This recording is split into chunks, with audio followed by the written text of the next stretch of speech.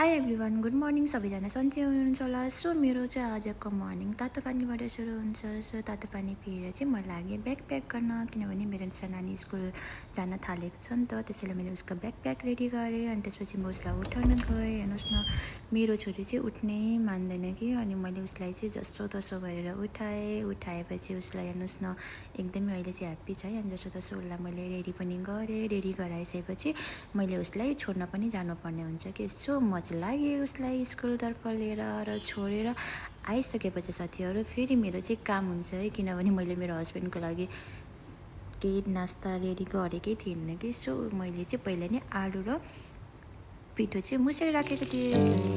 जुन हेर्नु तिमी माथि माथि सागरको,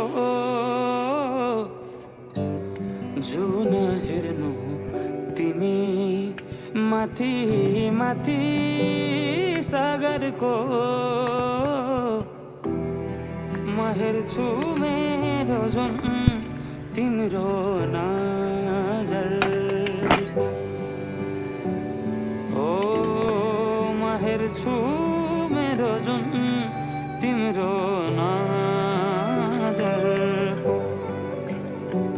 हो चिनारे खाकै देखाउन म भाग्य फेरौँला,